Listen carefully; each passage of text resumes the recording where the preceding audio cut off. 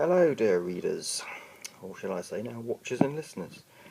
I don't know how many times we're going to do this, but I thought I'd give a little go at doing a little video version of one of my reviews. I'm sure you won't like the ugly face and the boring droning voice, and we'll get back to typing in the future. But anyway, as what I'm going to look at today is a little low-budget Korean horror zombie movie called My Neighbour Zombie. I thought I'd do a little bit of a low-budget little video cast. Okay, well, to start off with, I love zombie movies.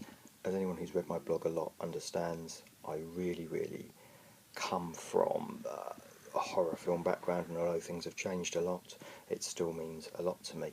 And zombies have something about them which appeals to me because they can talk about all sorts of societal things.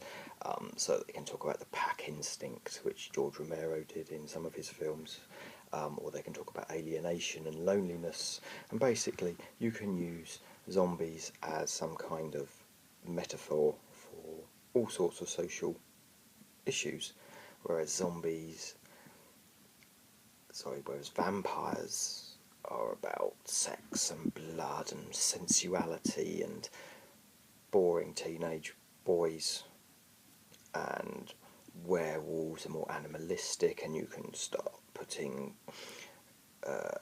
ideas and metaphors about women's periods and stuff like that onto them. I don't find them as useful a device to look at other things other than the pure horror.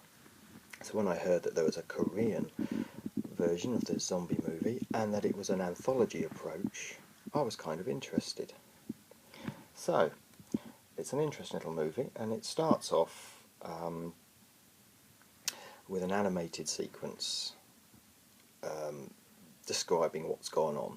Basically, if you've even tried anything like the Resident Evil films, or preferably the games, or Biohazard as they're known in Japan, there's a corporation's created a virus and it's turned people into zombies. Yeah, we've been there before, but it's a nice enough little basic animate. Well, it's not really animated, but it's a drawn sequence. And now what we get is then 4 young, bright, independent Korean directors put together 6 little segments looking at this story from different aspects. So we start off with one called Crack, and in Crack it's basically a one-hand piece.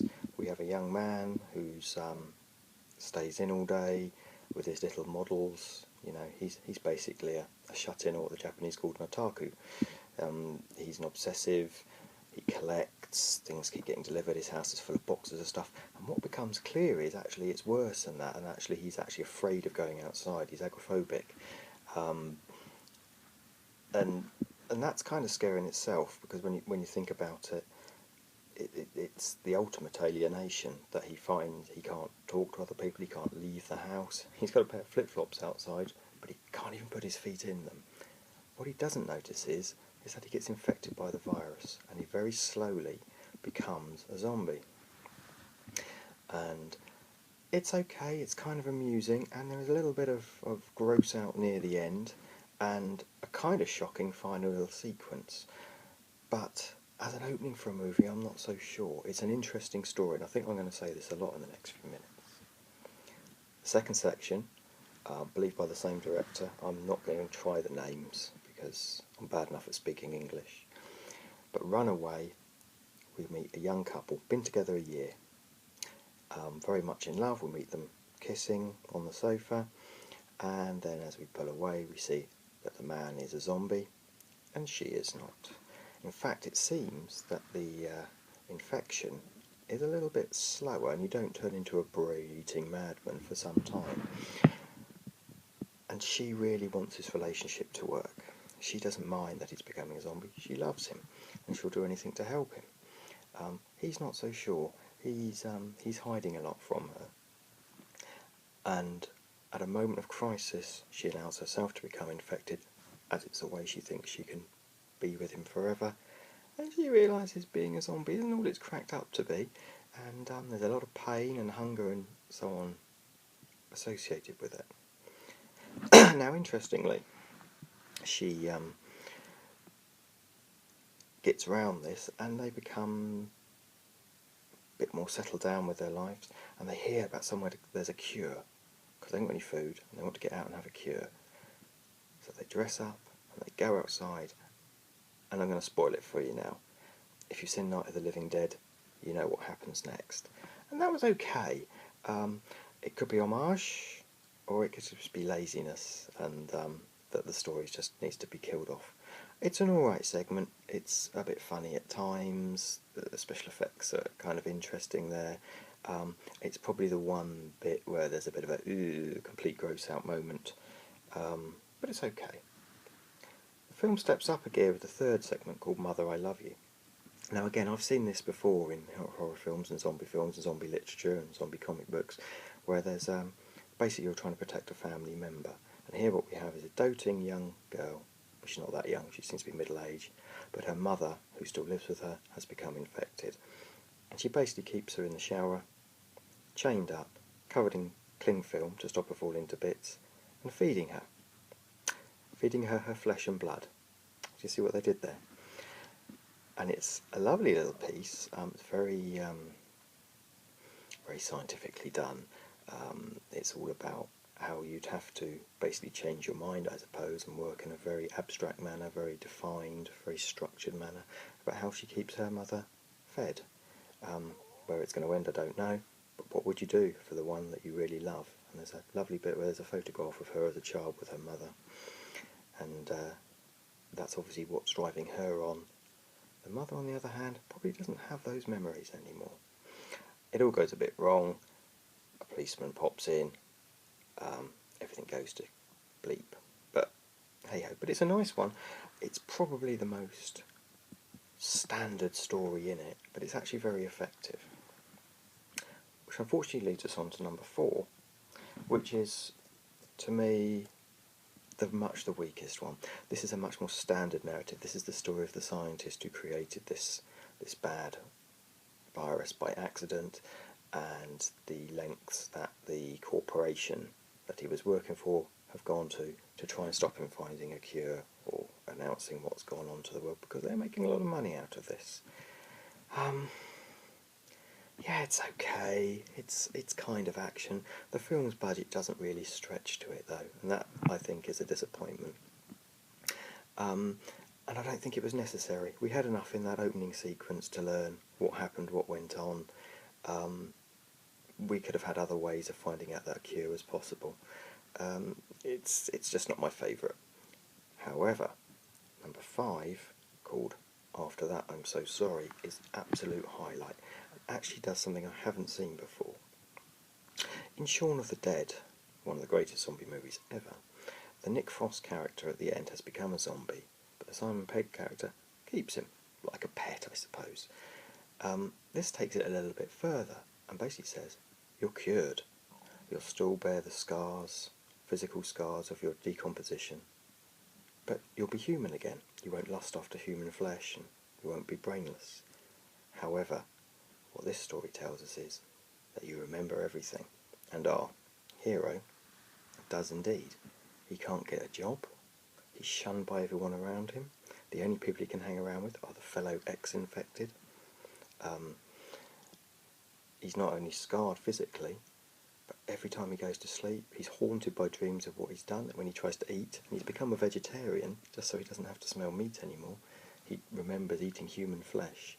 Absolutely tortured by this, and it's quite clear he's not the only one. And it's quite clear that society has completely rejected these people. Not only were they cured, but they've been shunned, and maybe the original solution of killing them all would have been much better on everybody. But it's more than that. There's a nice story going on. A pretty young girl keeps meeting him and stabbing him, and it eventually turns out that she's the daughter of someone that he killed and ate in a rather vicious manner. And we have another ex-infected who's a little more politicised, and instead of being self-obsessed about what he had done as a zombie, he's more concerned of how he was treated whilst he was a zombie, in the sense that